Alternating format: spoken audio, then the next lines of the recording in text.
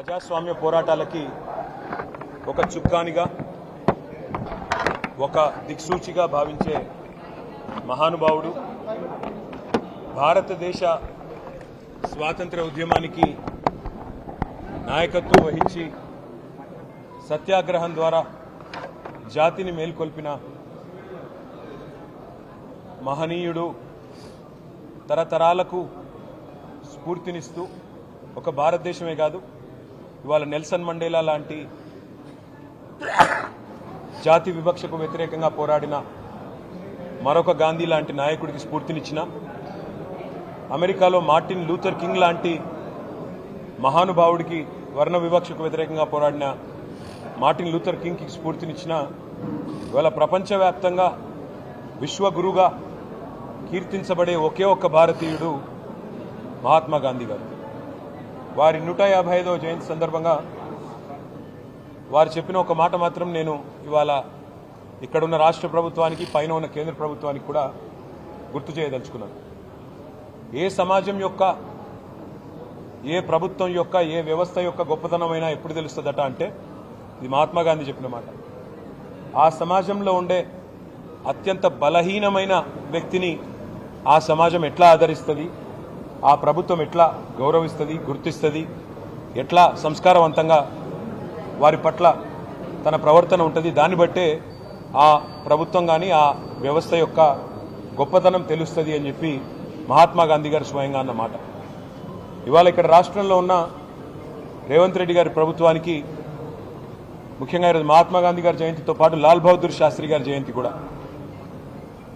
ఈ ఇద్దరు మహానుభావుల జయంతి సందర్భంగా ఈ రాష్ట్రంలో ఉండే ప్రభుత్వానికి నేను చేసే విజ్ఞప్తి ఒకటే, ఇంత కర్కశత్వం పనికిరాదు, ఇంత దయా, ఇంత అమానవీయమైన వైఖరి ఏదైతే మీరు అవలంబిస్తూ ఉన్నారో ఈ రాష్ట్రంలోని పేదల పట్ల, దీని మీద పునరాలోచించుకోండి. ఎందుకంటే మాకు బాధ కలుగుతూ ఉంది, రాష్ట్రంలోని పేద ప్రజలు బాధపడతా ఉన్నారు. చివరికి నిన్న మీరు పంపిన కూలీలు, ఎవరైతే ఆ ఇల్లు కూలగొట్టడానికి వచ్చిన కూలీలు ఉన్నారో వాళ్ళు కూడా చెప్తా ఉన్నారు, మమ్మల్ని వేరే పనిని తీసుకొచ్చినారు, ఇక్కడికి వచ్చి ఇల్లు కూలగొట్టమన్నారు, ముందు చెప్తే వచ్చేటోళ్ళం కాదు సార్ అని వాళ్ళు కూడా చెప్తా ఉన్నారు. అంటే ఎంత దయనీయమైన పరిస్థితులు ఉన్నాయో ఈ రాష్ట్రంలో దాన్ని బట్టి చెప్పవచ్చు. మిమ్మల్ని ఎన్నుకున్నది, మిమ్మల్ని ప్రజలు గెలిపించింది నిర్మాణాత్మకమైన పనులు చేయమని, మంచి పనులు చేయమని. రైతు బంధు 10,000 అంటే మీరు 15,000 ఆ పని చేయమని, 2,000 పెన్షన్ 4,000 చేయమని, పేదవాళ్ళని కడుపులో పెట్టుకొని చూసుకోమని కేసీఆర్ గారు 2.5 లక్షల ఇళ్లు కడితే మీరు 5 లక్షల ఇళ్లు కట్టమని మీకు ఓటేసినారు తప్ప ఇల్లు కూలగొట్టమని కాదు, అక్కరలేని ఖర్చులు పెట్టమని కాదు, ఇంకోటని కాదు. అందుకే సమాజంలోని అత్యంత బలహీనమైన వర్గం పట్ల మీరు కర్కశంగా ప్రవర్తిస్తున్న వైఖరి ఈ గాంధీ జయంతి రోజన్నా పునరాలోచించుకోవాలని, తప్పకుండా సంస్కారవంతంగా మరి పైన ఉన్న గాంధీలు కూడా, రాహుల్ గాంధీ, ప్రియాంక గాంధీ, సోనియా గాంధీ కూడా ఆలోచించాలని చెప్పి కూడా మేము కోరుతా ఉన్నాం.